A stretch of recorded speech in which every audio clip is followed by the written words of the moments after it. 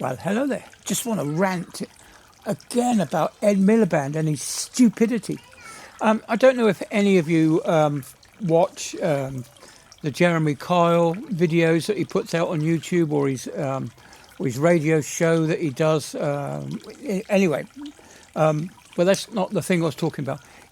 I don't know if you know of a guy called Lord Monkton. Now he's not a scientist. He's not a climate alarmist. He's not a climate denier. He is someone that deals with cash and money and numbers. Now he's a very clever guy, and he broke down wind farms. A couple of years ago, he did a video about Ed Miliband wanting to build more wind farms.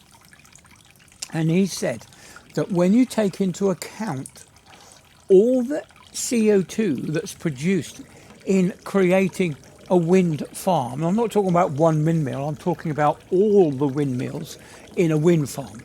He said the amount of CO2 that's gone into digging the minerals from the earth, the CO2 in transporting the minerals to the factories that do the processing, and then there's the manufacturing of the wind turbines, then there's the maintenance and upkeep of the windmills, and then of course there's the decommissioning kind of stuff as well. And he said he said that the amount of CO2 that you'll save compared to the amount of CO2 that you've already used in constructing the wind farm is almost zero.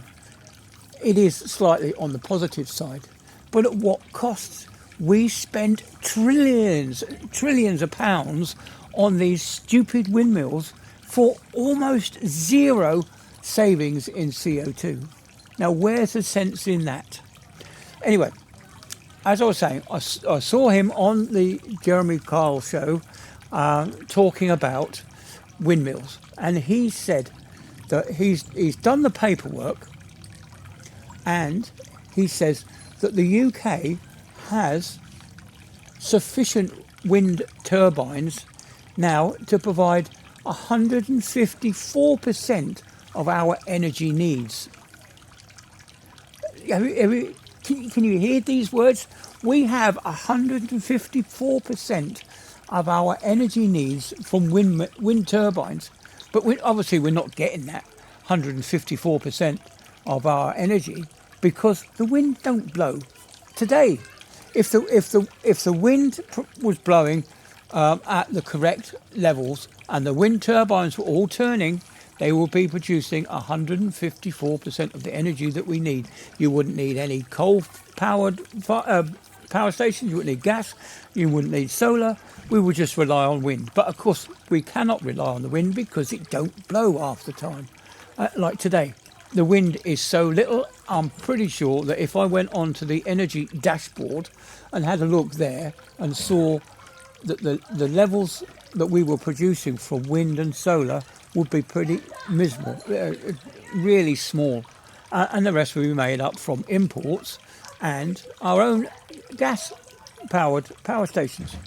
Now, we all know that our gas-powered power stations are on the way out. They're becoming old because we haven't built any for a long time. So we just do need to start thinking about regenerating those. And of course, we can't turn on our coal-powered power stations anymore because Ed Miliband blew them all up. Yeah, okay.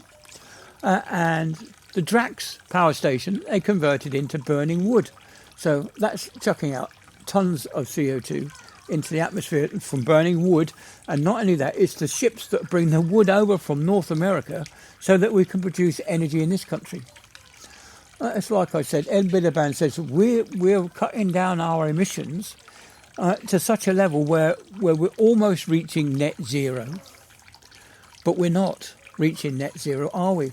What we're doing is, as I said this before and I'll say it again, is what we're saying is that my dog don't sit in the garden. But what Ed Miliband's doing secretly at night, he's going out at night and he's scooping up all your dog's poo and throwing it over the fence into your neighbour's garden. And he says, look, my yard's clear. I haven't got any dog poo in my garden. My dog don't produce any dog poo. But of course the neighbours, what do they find in their garden? Lots and lots of dog poo that isn't theirs. And that's what Ed Miliband is doing to this country.